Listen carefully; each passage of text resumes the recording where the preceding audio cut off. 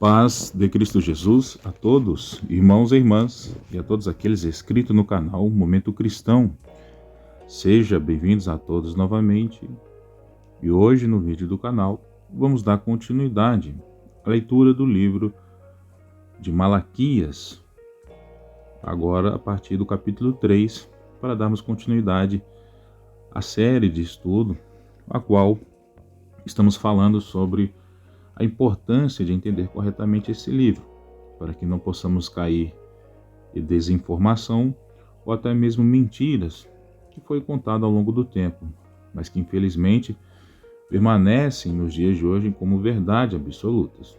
Mas antes, se inscreva no canal, compartilhe o vídeo, também deixe o seu like, para que esse vídeo, o canal também possa crescer e alcançar muitos através da verdadeira mensagem de Deus, segundo aquilo que de fato está escrito nas Escrituras. Então, vamos à leitura e aos comentários, então, como já temos feito ao longo do tempo do canal. Então, Malaquias capítulo 3. Eis que eu envio o meu anjo, que preparará o caminho diante de mim, e de repente virá ao seu templo o Senhor, a quem vós buscais, o anjo do concerto, a quem vós desejais. Eis que vem, diz o Senhor dos Exércitos. Mas quem suportará o dia da sua vinda? E quem subsistirá quando ele aparecer? Porque ele será como o fogo do ourives e como o sabão dos lavandeiros, e assentar-se-á, afinando e purificando a prata, e purificará os filhos de Levi, e os afinará como ouro e como prata. Então ao Senhor trarão ofertas em justiça, e a oferta de Judá e de Jerusalém será suave ao Senhor, como nos dias antigos, e como nos primeiros anos. E chegar-me-ei a vós para juízo, e serei uma testemunha veloz contra os feiticeiros, e contra os adúlteros, e contra os que juram falsamente, e contra os que defraudam o jornaleiro, e pervertem o direito da viúva, e do órfão, e do estrangeiro, e não me temem, diz o Senhor dos Exércitos. Porque eu, o Senhor, não mudo. Por isso vós, ó filhos de Jacó, não sois consumidos. Desde os dias de vossos pais, vos desviastes dos meus estatutos, e não os guardastes. Tornai-vos para mim, e eu tornarei para vós, diz o Senhor dos Exércitos. Mas vós dizeis: em que havemos de tornar? Roubará o homem a Deus? Todavia vós me roubais, e dizeis: em que te roubamos? Nos dízimos e nas ofertas alçadas. Com maldições sois amaldiçoados, porque me roubais a mim, vós, toda a nação. Trazei todos os dízimos à casa do tesouro, para que haja mantimento na minha casa. E depois fazei prova de mim, diz o Senhor dos Exércitos, se eu não vos abrir as janelas do céu, e não derramar sobre vós uma benção tal, que dela vos advenha a maior abastança.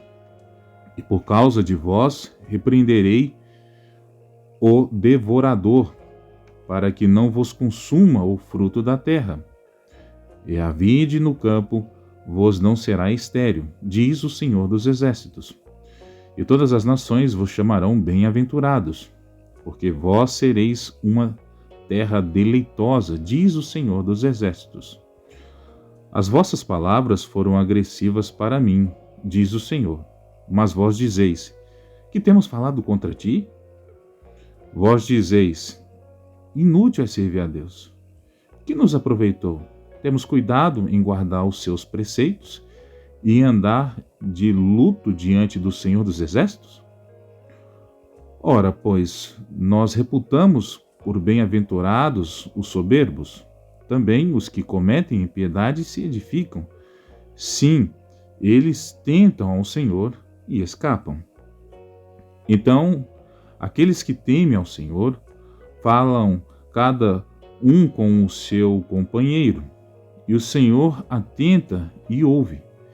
E há um memorial escrito diante dele, para os que temem ao Senhor e para os que se lembram do seu nome.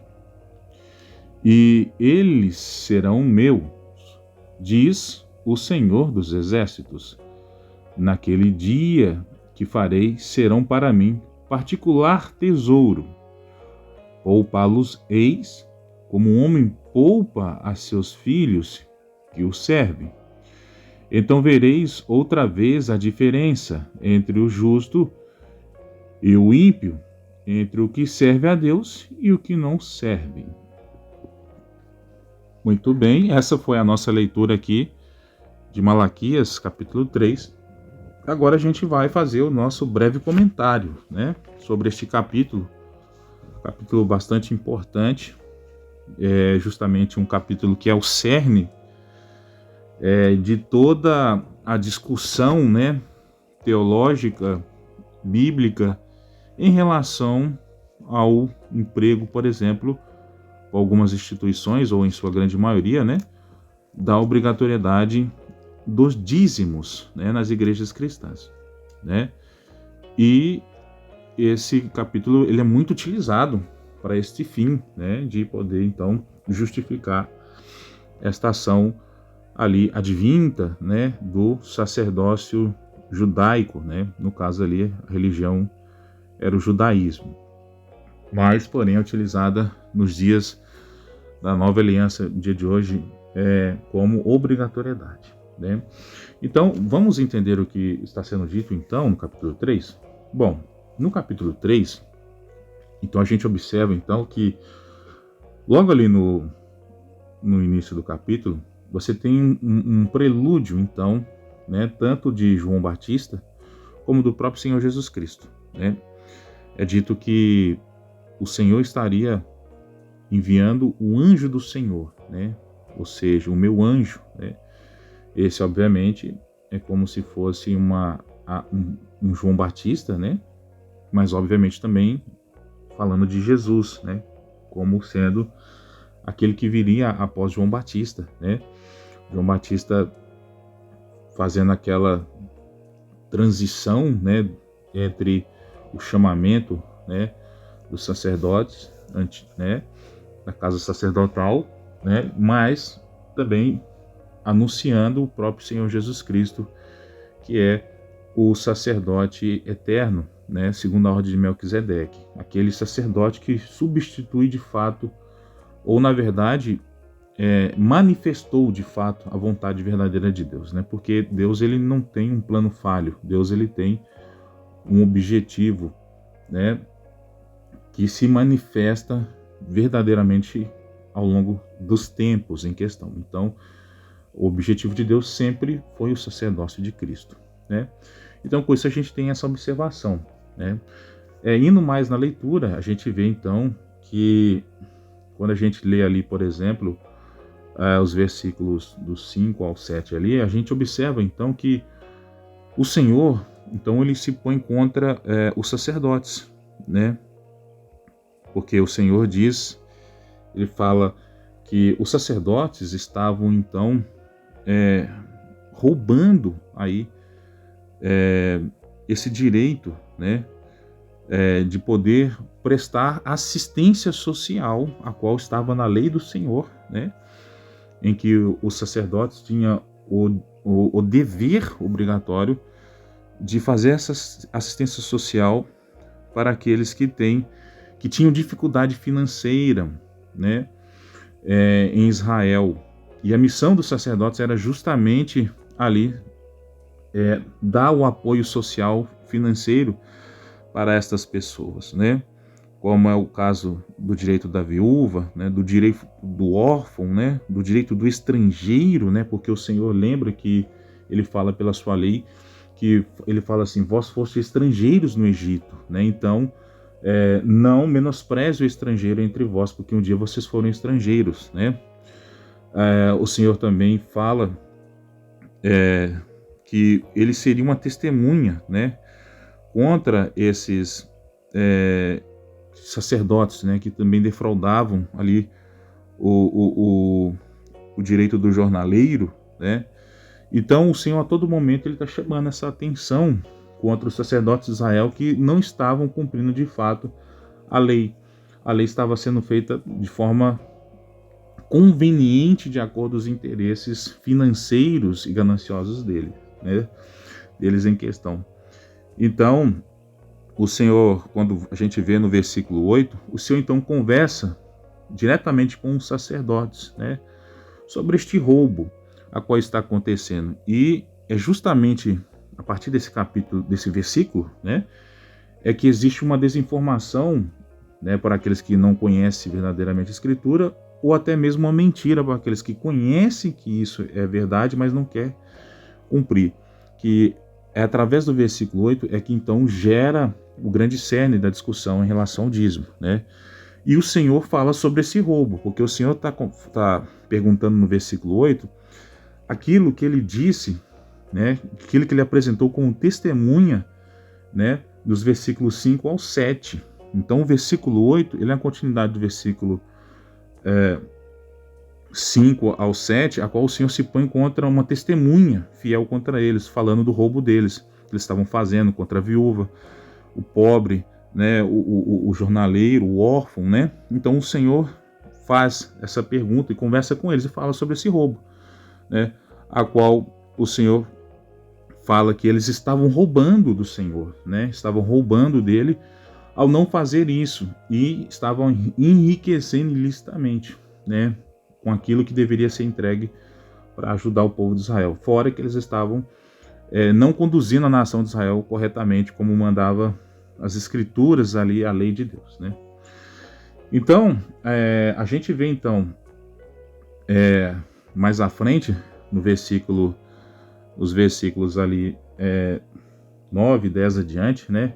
Então Deus ele determina, né, que aos responsáveis pela tesouraria, né, que guardavam os tesouros que recebeu no templo, né, a casa do tesouro, a tesouraria vem de tesouro, né, não é de tesouro de cortar, mas é tesouro de ouro, né, tesouro, né. Deus determina então para os responsáveis pela guarda da tesouraria do templo que eles trouxessem verdadeiramente a oferta, né, que era entregue para eles no templo, né, sem que eles desviassem elas, né, como estava acontecendo, né, roubando do Senhor, né, os sacerdotes, né, estavam roubando do Senhor, né.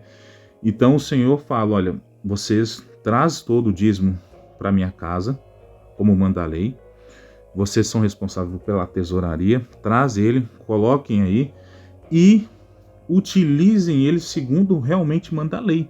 É isso que o Senhor está falando, né? Então, esse mandamento que o Senhor fala, trazei todos os dízimos à casa do Senhor, né, as ofertas, o Senhor está referindo, é uma direção direta para os sacerdotes, e não para o povo leigo de Israel, que simplesmente apenas só traziam ali em questão do tipo, mas o Senhor está direcionando diretamente aos administradores que recebiam, né, os dízimos e a oferta, para não desviarem esse serviço social, né, de atender o órfão, a viúva, o pobre, né, e também guardar ali corretamente para que fosse utilizado para esses fins que não estavam sendo usados e parasse de roubar e desviar através do enriquecimento ilícito que eles estavam fazendo em Israel, né? E o Senhor fala que se isso fosse cumprido de forma fiel, aí sim ele trazeria a benção sobre eles, né? Trazeria a benção sobre eles, né? Nas colheitas, nas plantações, né? E em todas as outras coisas, porque a nação erra por causa dos cabeças, dos roches, né? Que são os cabeças que ensinam errado e ainda pervertem ali os direitos que estavam na lei, né? O Senhor ele sempre se preocupou na assistência social, porque o Senhor também testava o coração, né? Desses sacerdotes. O Senhor se preocupava ali com o direito, né, que essas pessoas mais simples tinham. Então o Senhor, por misericórdia e compaixão, ele falou isso para eles, mesmo eles estando errados, o Senhor falou: olha, eu prometo dar a bênção para vocês, desde que vocês sejam fiéis à minha lei e parem de desviar e roubar os recursos financeiros destinados para os mais simples, né, pobres de Israel, os estrangeiros também, né, a qual vocês deveriam estar fazendo isso, né. Então, a gente vê mais à frente, ali, volta dos versículos 14 e 15, né, a conversa dos sacerdotes, então, querendo justificar o enriquecimento ilícito deles, né. Porém, Deus os repreende, dizendo que muitos deles escapam, né, por um breve tempo, mas que seriam julgados em tempo futuro, né? Porque os sacerdotes eles estão querendo julgar, estão querendo justificar a ação deles, né? Pelos desvios, pelo não atendimento, mas o Senhor está falando, não, está errado. Vocês já, né, já estão à frente do povo, vocês têm a condição boa, porque já estão à frente do povo, e vocês ainda estão querendo mais ainda, e além do mais ainda estão deixando de atender, de fazer estas partes como está prevista na lei, né? Então, é por isso que depois, quando passa isso, o Senhor Deus, ele faz então uma promessa ali, né, que a gente vê do capítulo 16 ao 18, o Senhor ele faz uma promessa que que essa correção, né, esse julgamento viria, né? Eles poderiam estar até escapando num breve momento do tempo ali, mas em que a ordem deles sacerdotal estaria chegando ao fim, através do sumo sacerdote verdadeiro que apareceria. E aí você vai ver essa fala que o Senhor ele mais enfatiza isso através do versículo 16 ao 18, né, que ele faz promessas da vinda do verdadeiro sumo sacerdote, né, que é Cristo Jesus, né, para trazer, né, essa nova aliança, né, destinada então trazendo uma nova, Jesus Cristo ele vai trazer essa nova aliança, né, que de fato, na verdade, nova dentro da nossa perspectiva humana, mas na verdade é a aliança que Deus sempre prometeu, absoluta, né, mas e essa aliança, esse novo sumo sacerdote que é Cristo Jesus está vindo, ele não está vindo apenas, não para ser apenas sofrer, mas ele está vindo para ser a nova destra da majestade de Deus. Né? E o que significa a destra da majestade de Deus? Nada menos, nada mais do que o sumo sacerdote absoluto. Então é por isso que Jesus fala aquela frase lá no início, quando ele é acusado no tribunal judaico, né, no Sinédrio ali, ele fala: e vereis o Filho do Homem assentado à destra da majestade. Né? Que é o quê? O que ele quer dizer com isso? Ele está dizendo que vereis o Filho do Homem sendo o sumo sacerdote em lugar de vocês, né, descendentes de Levi e de Jacó, que se contaminaram, né, que se enriqueceram, que se corromperam aí, né? Então vocês vão me ver no lugar de vocês e vocês serão substituídos, porque o plano verdadeiro sempre foi eu. E mesmo assim ainda, vocês ainda servindo como um aio, vocês ainda nem como aio serviram, né? Vocês foram falhos em questão. Então é isso que está dizendo, né? Que essa nova destra da majestade ela vai vir, né, substituindo então essa corrupta casa sanguínea de Levi, né, que se tornou covil de ladrões, né? Então é isso que se resume em Malaquias capítulo 3, certo? Porque a gente vê ao longo dos tempos muitas desinformações, muitas coisas que as pessoas falam, mas na verdade, por não compreenderem as escrituras e a essência delas conectada com Cristo, acabam desinformando, né, aqueles que não têm conhecimento, e aqueles que têm e viu que realmente é verdade o que está sendo dito, acabam não corrigindo a falha e deixa permanecer por assim esse erro interpretativo, né, e aí o que era mentira, o que era, perdão, desinformação, passa a ser uma mentira, porque agora quando você tem conhecimento da verdade e você não fala, ela se torna mentira, porque você se torna um mentiroso, né, justificando algo que não está ali nas escrituras, relacionado ao povo, mas sim está relacionado à correção aos sacerdotes. Porque Deus sempre vai corrigir primeiro os cabeças, porque são os cabeças que governam o corpo, né? E aí, a Malaquias capítulo 3 fala então dessa correção que o Senhor Deus faz aos sacerdotes ali corruptos da casa de Levi, né? E dizendo para eles que eles seriam substituídos, né, em um breve tempo por o verdadeiro sumo sacerdote, a verdadeira destra de Deus, chamado Cristo Jesus. Então, espero que tenham gostado. Nos vemos nos próximos vídeos para a parte final de Malaquias capítulo 4, para as nossas conclusões finais. Deus os abençoe a todos. Paz de Cristo Jesus.